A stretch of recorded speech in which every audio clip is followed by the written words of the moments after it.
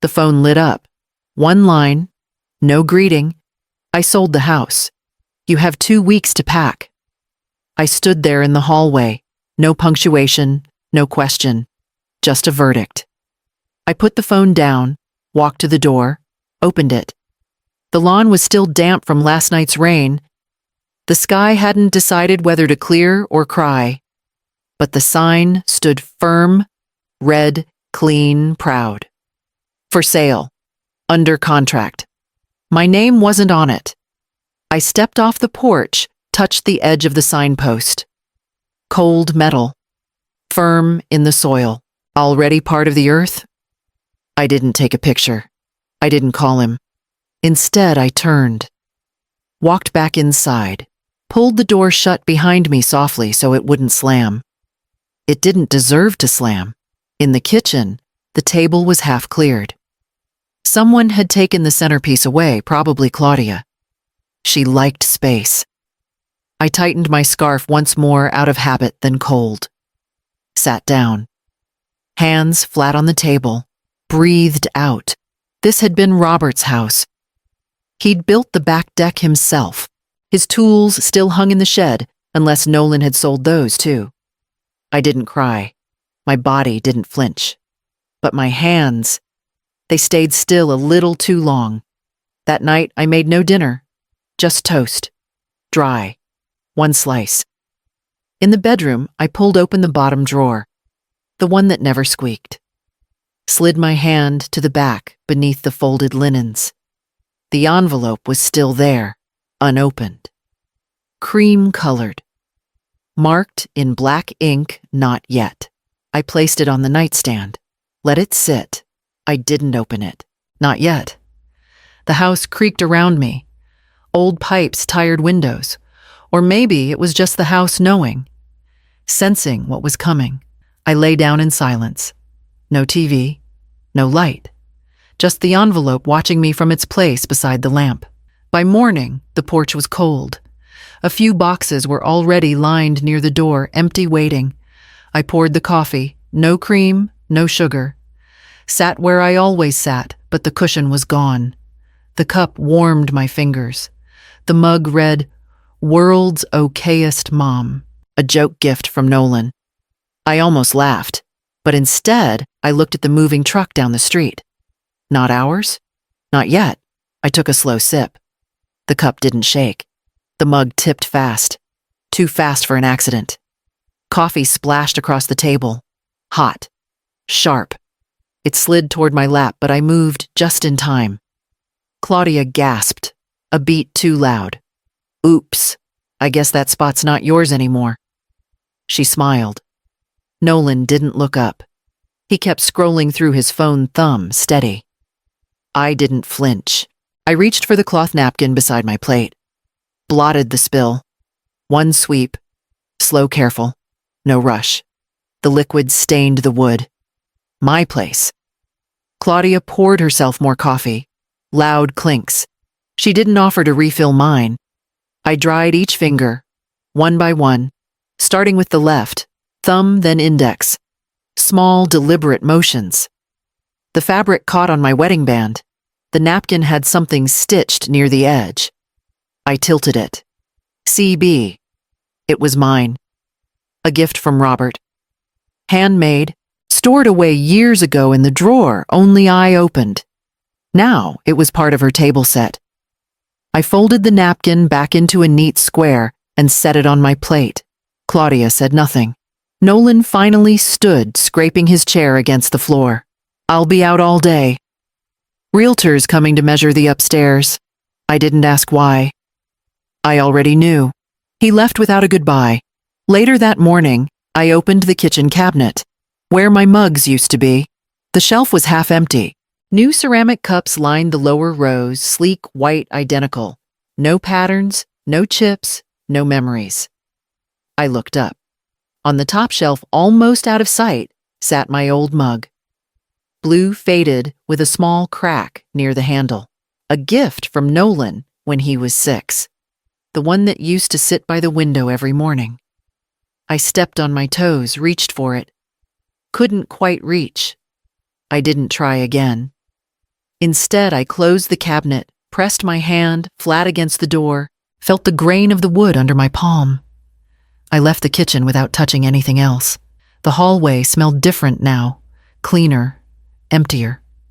I passed the den. The framed photo of Robert was gone from the wall, replaced by a print of coastal rocks. No faces, no names, just gray stones against water. The guest room door was already open. They moved my things. Closet emptied, bed stripped. Dresser drawers gone. Boxes I hadn't packed sealed and stacked by the stairs. I stepped into the room they left open for me. The guest room. No one said the words, but they hung there like dust. The bed was made stiff corners. No scent. No weight. "It's quieter back here," Nolan had said. "You'll have more privacy." What he meant was distance. There was no nightstand. No photo of Robert. No nail in the wall to hang one. I hung my coat over the chair. It slid off. Nothing to catch it. I folded it and laid it on the floor instead. The wall beside the bed was bare. I ran my hand along it. Smooth, clean, no holes, no marks, no memory. I smiled, just barely, not from joy, from recognition. This was what they wanted, a clean slate. I sat on the edge of the mattress. The sheets were cold. New. I pressed my palm into the center, then leaned back slightly, letting my hand slide down the side beneath the edge. My fingers met fabric, then cardboard. I kept moving slowly until I felt the corner of it sharp, familiar. Manila. Still there. I didn't pull it out. I left it tucked untouched. Outside, I heard the garage door open. Claudia's voice cheerful, but clipped. "No, just donate the old stuff. She won't need it." The garage had my winter coat, my books, my sewing kit, and apparently no longer mine. I looked at my phone. A few new messages. One from Ellen asking if we were still on for coffee. I didn't respond. I just scrolled. Scrolled past news, past photos, past old texts from Nolan, back when they had warmth, back when he said Mom with punctuation. The window in the guest room faced a brick wall. I sat there a while and watched nothing change. Then I turned off the phone. Set its screen down on the bed. Down the hall, I heard Claudia laughing, a clink of wine glasses, a voice I didn't recognize. I stood. The door to the hallway was open. The lights were all on. Claudia dropped the papers in front of me, 3 staples neat stack. "It's just to simplify things," she said, "so we can help with everything. Appointments, bills, all that." She slid a pen across the table. Sat down across from me like it was a business lunch. Nolan wasn't there, just her smiling. "It's just easier if one of us can sign for you." I didn't ask why. I flipped through the pages slowly. Legal text, bold headings. Words like durable, irrevocable, authorized agent. I stopped on the last page. There it was, power of attorney. Full, unlimited, my name printed neatly. I picked up the pen. It was a cheap 1 blue office standard. I didn't rush, didn't tremble. I signed. Line by line. Full name. No initials. Claudia reached to take the papers, but I held them just a second longer. "Mind if I make a copy for myself?" She blinked, then laughed. "Of course you're so thorough." I stood, walked to the hallway cabinet, opened the drawer that still had my folders, slipped the document into the scanner, pressed copy. While it scanned, I pulled out another folder. Thicker, older red. I didn't open it. Just held it for a moment before tucking it under my arm. Back in the kitchen, I handed Claudia the signed pages. Folded my copy neatly into the red folder. She didn't notice. "You're wonderful, you know," she said, pouring herself sparkling water. "Not every mother-in-law is so agreeable." I smiled, soft and short. "Do you want me to clean out the attic too?" I asked. Her face lit up. "That would be amazing. There's just so much old junk up there." I nodded, took my water glass to the sink, rinsed it. dried it with the towel that used to hang by the stove, the one with the faded cross-stitch every dish has its day. I folded it, once set it back. Later that afternoon, I stood at the bottom of the attic stairs. The pull-down ladder creaked. The air smelled like cedar and dust. I climbed slowly, each step firm. The boxes were still labeled, my handwriting, still mine. I pulled the box out from under the attic eaves, heavy, untouched, labeled only with my initials and a faded date. The latch stuck at first. I pressed harder. It gave. Inside papers wrapped in linen, not scattered, filed, labeled, stubbornly neat. I unwrapped the linen. The smell of old paper and cedar hit first. Then I saw the folder. Red, thick, rubber banded. I sat cross-legged on the attic floor, opened it. First the deed, still in my name, no transfer, no lien, no signatures but mine and Robert's. Second, the investment summaries. 3 of them. Quarterly statements, foreign accounts 1 under my maiden name, all active. Third, the codicil, Robert's handwriting, dated 2 months before he passed. His signature witnessed notarized. I hadn't looked at it in years. I read the clause again slowly this time. In the event that any heir causes harm, financial or emotional, to the surviving spouse, that heir shall be removed from the will's distribution and forfeits all claims. No interpretation needed. I brushed dust off the folder with my sleeve. Not my hand. I didn't want the weight of it on my skin yet. At the bottom of the box was a small frame. I pulled it out. Robert, laughing eyes, squinting at the sun, holding up the first house key, the day we moved in. On the back in his handwriting, in case they forget who built this. I held it longer than I meant to. Then I set it upright beside me. I reached into my coat pocket, pulled out my phone. The screen cracked at the corner. I opened contacts. Scrolled down. M. Harris. Hold until needed. I tapped once. It rang. Then a voice. You ready almost, I said, just watching them dig. I ended the call, slid the phone back into my pocket. Outside, a lawnmower started. I could hear Claudia's laugh through the open garage.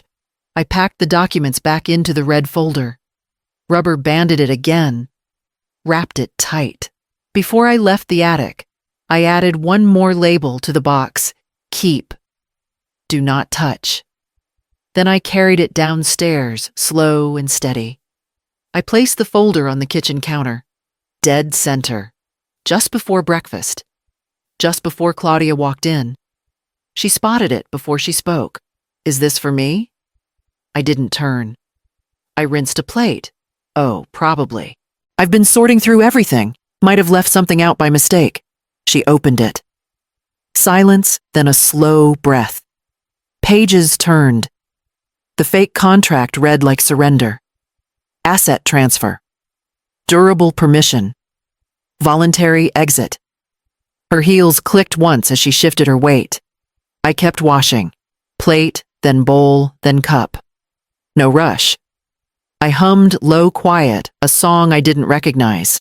This looks really thorough, she said. Is this what we talked about last week? I nodded without looking. I've been thinking a lot lately. About what's fair. I heard the folder close. She walked over, placed it at the edge of the table like a trophy. You're being very wise about this. I dried my hands. Turned off the tap. Well, I said, some things aren't worth holding on to. Her smile twitched, trying not to widen. She offered to make me tea. I asked for coffee. The rest of the day passed light. She whistled while wiping down the counters. Even opened a bottle of wine with lunch midweek. Celebratory. I read quietly in the den. Not the real folder. That one stayed hidden, zipped inside the lining of my old suitcase under the guest bed. The real clause was still there. Black ink. No confusion. Any heir who publicly disrespects the widow forfeits all inheritance. Robert's final word. Undeniable. Legal. Triggered by cruelty. It had already been triggered. That night from the guest room, I heard her voice. Phone call. Muffled. She laughed once. Then, it's working. She's giving it all up. She didn't whisper. I folded my sweater slowly and placed it into the suitcase beside the real folder. The zipper closed clean quiet. Outside my window, the neighbor's porch light flicked on. I watched a moth circle it, then disappear. Boxes showed up before breakfast. Not mine, not labeled. Just there, lined by the front door, clean and new. Claudia tapped her nails on the countertop. We just thought, you might be more comfortable somewhere with, support. Routine. She said support like it was mercy. Said routine like I hadn't built one from scratch for 40 years. Nolan didn't speak.